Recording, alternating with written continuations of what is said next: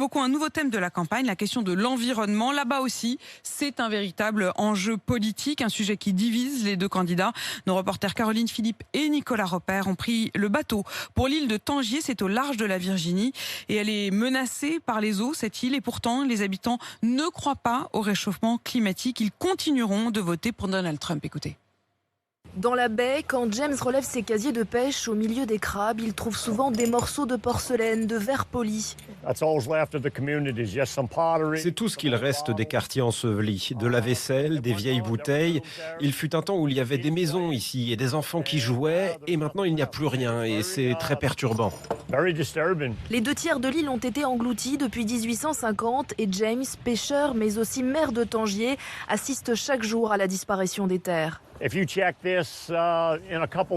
vous revenez dans quelques semaines, le littoral aura reculé de près de 50 cm.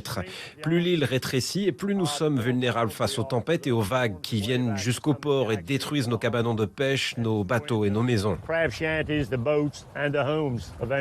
L'inquiétude ronge James. L'île où il est né, a grandi et élevé ses enfants pourrait être totalement ensevelie par les eaux. Les 400 habitants sont très attachés à Tangier. Allen ne veut pas se résoudre à sa disparition. C'est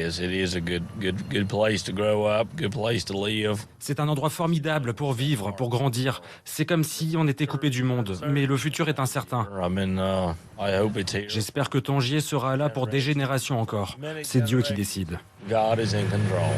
Si les habitants ne croient pas au changement climatique, la communauté scientifique, elle en est convaincue. David Shuttle prédit une disparition très rapide de l'île.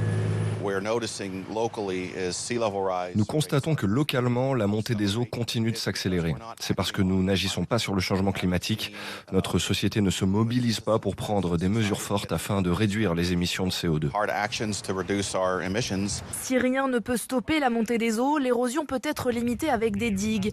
James réclamait leur construction depuis des années, en vain, jusqu'à ce que Donald Trump s'empare du dossier et finance une première jetée.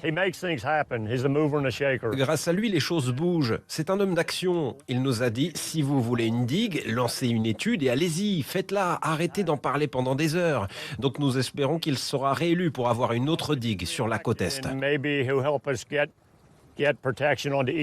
Pour gagner du temps, James compte remblayer et construire des maisons sur pilotis, car peu à peu, ce qui reste de l'île de Tangier se transforme en marécage.